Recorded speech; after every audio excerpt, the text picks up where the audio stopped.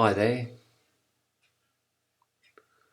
welcome to Gnostic Vlog Confessio 25. 25 weeks today since I started this vlog, obviously, and a couple of weeks before that, starting my website and actually starting this YouTube channel. So, been a fair time, and I want to thank everybody for supporting me. For subscribing and liking and sharing if you are doing these things, my videos. And it's, I hope I'm contributing something towards the Gnostic movement by sharing my thoughts and even perhaps to the Gnostic corpus. My free book, Grail Gnosticism, is ready to download should you want to do that, and by visiting the website. I haven't done anything to part 2 yet, but I will do. I'll put that up as well, volume 2 as it were. And on top of that, obviously done quite a few videos now and covered a load of topics. And I still haven't created playlists of my YouTube material, which I should do, which makes it better for people to follow what's going on. Otherwise, there's a bit of a mishmash.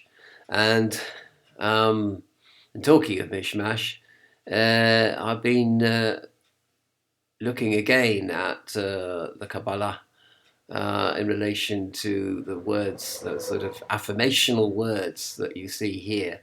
And I've actually arranged the Tree of Life in a circle. It's supposed to be a circle, more like an oval. But when I started attributing the various affirmations to the various, in my mind, to the Sephirot, which I put in a circle rather than a tree, rather than a hierarchical structure, it is actually quite amazing that really the Sephirot follow a sort of circular movement, in fact. Although it looks like a tree or looks like a bunch of triangles, one on top of the other, it's in fact pretty easy to put it in a circle. The only thing about it, I suppose, is that Yesod and Tipperet have to join the circle, whereas before they were going up the centre, the middle pillar. And here would be the Yesod, which I've got here, the affirmation, accept, and the Sephirot Tipperet, be kind, which would normally go sort of around about there, sort of thing, you see, in the centre, and Yesod will sort of go down there. But anyway, they've joined the circle in a truly egalitarian sense, and it's so that's kind of, these are good affirmational words to dwell upon, to contemplate. I mean, some of them are pretty kind of self-explanatory, but incredibly difficult to follow. For example, let go. I mean, that's sort of that's the affirmational word for Buddhism. The entire Heart Sutra is summed up by let go. You just have to let go, and how difficult that is. We keep on grasping after everything, and we keep on grasping after attainment and ambition as well, and comparing ourselves to others. So that gets pretty mucky. Engage, it refers, so that's, I put it Keta, because if you, the crown is to let go. Really it is, I think, or for me it is anyway. But mind you, looking at Malkut, which is down the bottom here, engage. I have a problem with that because I'm a very impractical sort of person and very disorganized as well, and very sort of otherworldly, but not in a good sense, sort of in an absent-minded sense, absent-minded. So engage with matter. It may be that Gnosticism holds matter to be evil, and spirit to be good, but matter is what is really the only thing that we've got to work with, and our minds are made of matter. So we should engage our minds, and we should engage our practical energy to solving real life problems. and perhaps using our spiritual wisdom to do that. So engage is very, very important, and for me, very important, because I disengage and I disassociate myself from things. For as far as yes, I have a difficulty in accepting things as they are. I mean, engage is changing the things that you can change in life, but you also have to accept the things that you can't change. Like, as I said, you have to accept the dreams that you get, of which a little bit later I'm going to talk about a dream that I had, which is quite an interesting one. And of course, be kind. That's essential to the tree of life, to Sephirot Tiferet, because kindness is something which is, again, a Buddhist quality to cultivate. At the end of the day, kindness is really all that we've got. Life is full of suffering with death at the end of it. We might as well be kind to each other as unkind, because unkindness just adds to our sorrow, and we've got enough of that arising naturally from the worlds of the demiurge, with scarcity and threat and accident and misjudgment and all the rest of it. You see, that happens. SHIT happens. And then going on to other affirmational words. Some of them are a little bit obscure, like the one for Hod is unite. Had in mind there of uniting body and mind, and not just being in the mind all the time, but uniting the different parts of the mind as well, and looking, developing intuition and intellect at the same time in a balanced way. So that's what I thought about for unite. For Netzach, I thought of enjoy, because I mean, some people would say, well, Gnostics are naturally Puritan because they don't want to enjoy evil. Matter is evil, body is evil. Why should you want to enjoy the body and the senses? But again, if we wish to transform ourselves and transcend ourselves, I think enjoyment is a necessary part of the process. Even though, of course, you should realise that all enjoyment is impermanent, and you can't bottle those moments of bliss or ecstasy that you experience. You can't hang on to them. So enjoy, yes, but let go of enjoyment as well. Don't hang on to that for dear life.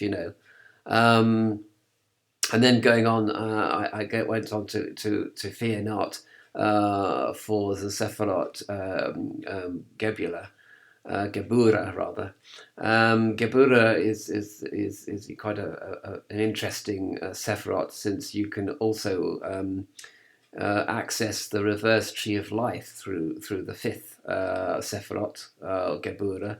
And fear not is a very important affirmation at this point, because if you're going to enter the reverse tree of life, then if they, the Quipot, pick up any fear at all, you're done for.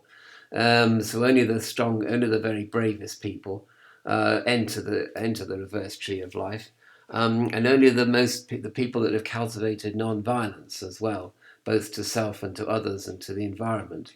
And indeed, the great Jain leader Mahavira, the founder of the Jain movement, is called the Great Warrior. And warriors don't fear anything. And yet the greatest warrior of all is a person who practices non-violence. And you can only practice non-violence if you don't fear anything. So cultivating courage as well as non-violence actually, well, they go together or complement each other, in fact, as cultivating characteristics. And then going on to the Sephirot Bina. Bina is the great mother. But I also had in mind for this affirmation convey the truth to people by any means, by all means possible. Words, sculpture, painting, music. You convey the truth of Gnosis to other people. You don't keep it to yourself. You evangelize in that sense. You tell people the good news. and you also convey truths in such a way to make them accessible to all. And I had in mind here the Great Mother, the great teacher, Mother as the naming of all things, and the idea of in the Golden Dawn, the Magesta Templi was the master of the temple. So the master of the temple is the great teacher. So Mahaguru, the guru, the great teacher comes in here, and a great teacher conveys truth and wisdom to his or her students, and brings out the truth in his or her students. And so then finally, the idea of declaring, as I say, there's an idea that I had to declare one's logos or one's word, as in the Golden Dawn, the idea of the Magus actually declares his or her word.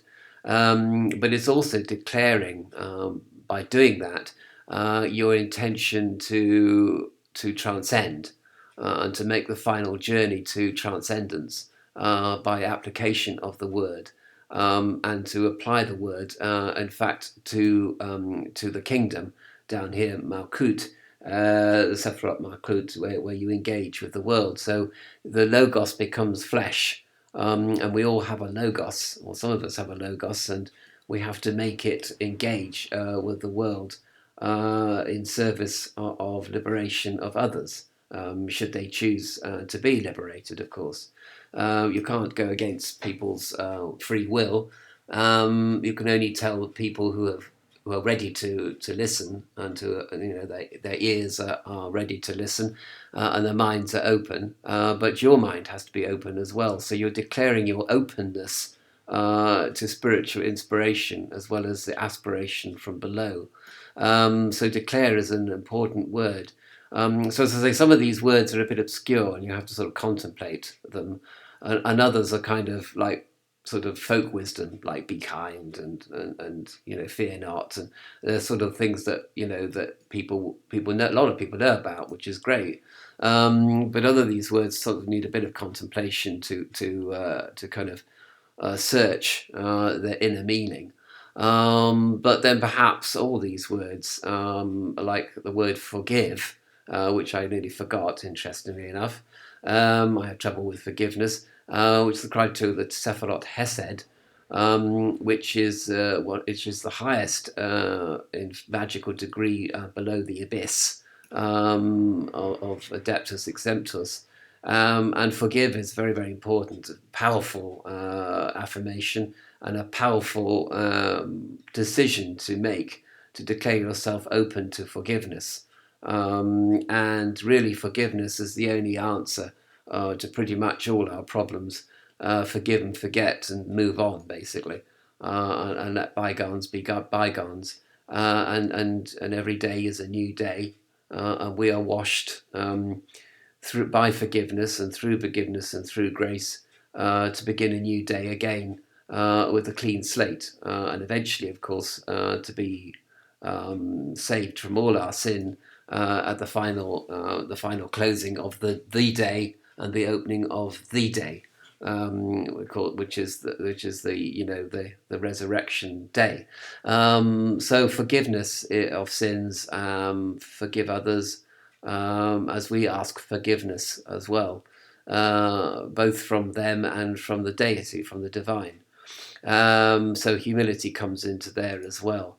In fact, Hesed is actually said to be the Sephiroth to do with religious experience, and the organization of one's mind according to spiritual practices and principles.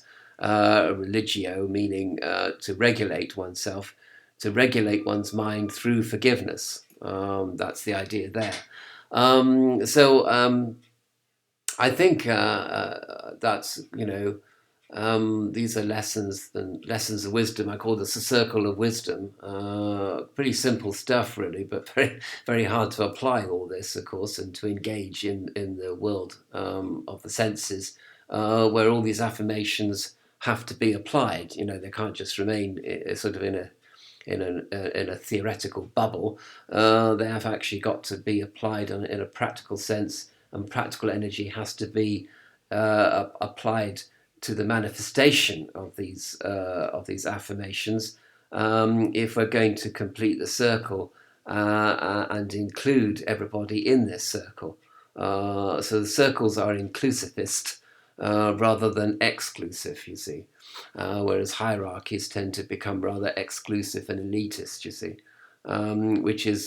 which contains the seed of its own destruction and really doesn't help the Kabbalah to penetrate where it's supposed to penetrate, which is the individual's mind, body, and soul. Anyway, so about my dream, this is an interesting dream. I don't know whether this is connected, but I had a dream that I was in Northern Ireland, in Belfast, Northern Ireland, where, as you know, there's been many, many, many years and generations of hatred between Catholics and Protestants. But of course now, since Good Friday Agreement, there's a lot more tolerance between the churches, and a lot more dialogue between unionists and nationalists. And indeed, it may be because of the coronavirus that Northern Ireland aligns itself probably even completely with the South, with the Republic of Ireland, and a new constitution or a new federation is born out of the need for that alignment to occur because of the virus and managing the virus, you see, and in the infection. So all good things, a great positive thing might come out of this terrible situation that we find ourselves in, as far as Ireland is concerned. Anyway, there are still some people, though, who are in fear. And there was a protest going on against people wanting to build a recycling processing plant.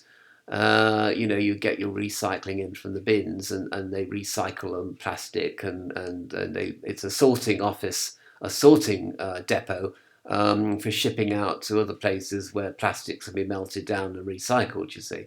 Anyway, the problem is, and the protesters were against this being built, not for the only reason that they said that the geometry or the architecture was satanic, was devilish, and people, maybe the architects were being inspired by the devil to spread their architecture and therefore their satanic message across the city of Belfast. And a lot of people think that around the USA there's buildings that actually promote evil. So when I was with the protesters and I was asking them questions, and I said to one person, well, surely surely somebody could, maybe they didn't intend to create a strange architectural to create a strange architecture.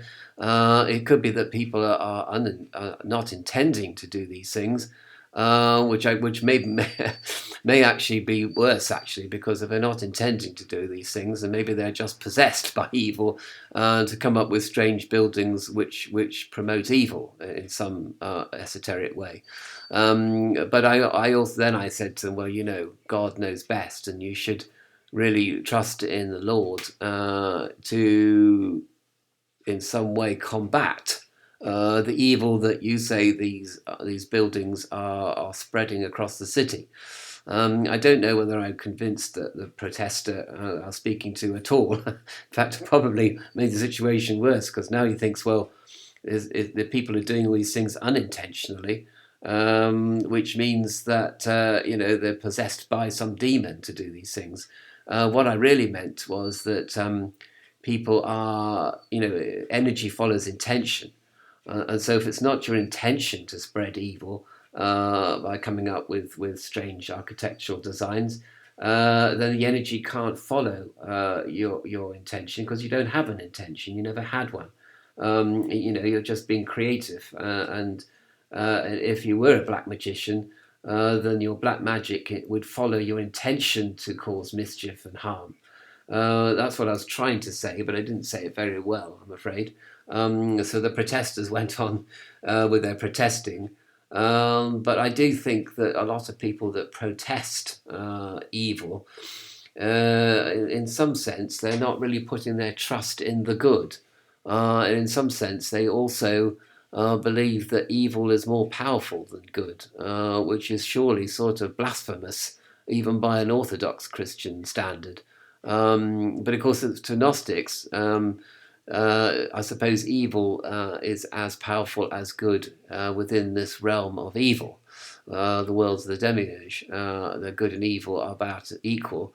But ultimately, transcendence means just that, that evil will be transcended. And the demiurge will go on his merry way, but we will be in a different place where the demiurge can't reach us and can't feed off us. Well, there won't be anything to feed off because if there's no scarcity, threat, accident, or perception of or hanging on or grasping, if we live in a world like that, then there won't be anything. There's nothing to feed off. It's like when you do yoga, a virus can sometimes pass right through you because it's got nothing to latch onto. It can't excite the body to react, so it can't make you have a fever. So you don't get sick. The virus just passes straight through you. But you've got to be very, very good at hatha yoga to achieve this. I hasten to add, you can't just start yoga tomorrow and think that you're going to resist the coronavirus. It doesn't work like that. And my final point today is I have made my poem about Mr. I. Well, I've made it unlisted, which is not exactly public, but it's not private either. And it's an interesting poem. I don't know if you'll be able to find it actually on the splash page of my channel, or it's gone completely public. I couldn't figure out how to make it unlisted and yet public. It just says public now, which concerns me a bit because I do critique David Icke on one hand, but I also critique the black magicians on the other and their ambitions. A plague on both your houses, I say. But on the other hand, I suddenly got the idea that perhaps his comments on the 5G masts that are going to be transmitting an improved, more powerful signal for mobile phones, mobile devices. I actually got the strange intuition that in fact he's completely right. But it's only part of a general pollution, electromagnetic pollution on this planet, which unfortunately, is a reality, despite the innovation and technological progress of having microwaves and using electromagnetic radiation for pretty much everything that we see around us that actually functions, including the internet. So, but there are things that you can do about it. And indeed, I got the idea that of the psychic surgeons of Sirius are actually their mission statement is to combat the electromagnetic pollution on this earth, in our cities and countryside, by actually creating certain healing modalities which address the problem of electromagnetic pollution. So, but I don't think this has got much to do with this channel, but probably a lot to do with the channel that I'm thinking of setting up to do with the psychic surgeons of Sirius. But anyway, certainly I don't recommend you blow up or burn down masts and sources of 5G radiation. Apparently there's things that you can do which don't involve throwing things at people or burning things or harming people or potentially harming people in any way, which has always been the case with magic. You don't keep a dog and bark yourself if you've got a magical or a psychic or an esoteric way of dealing with a problem that has an esoteric effect. Which basically electromagnetic radiation has a psychic effect or an esoteric effect on my body spirit as well as a physical one. In fact, it has more of an effect on the spiritual health of people, which is more important even than the potential to cause brain tumors or something like that. Or maybe these issues are incredibly linked. as well. We don't know, and I can't say. But at any rate, working on my intuition, I come up, there's certainly things that you can do, steps that you can take to protect you and your family from the adverse effects of electromagnetic radiation where these occur, and on the level of a higher level than the physical. That's what I'm saying. So be that as it may, that's all I really want to say at this stage, apart from, again, thanking you all for your support for this weird and wonderful channel that I have created over the last 25 weeks.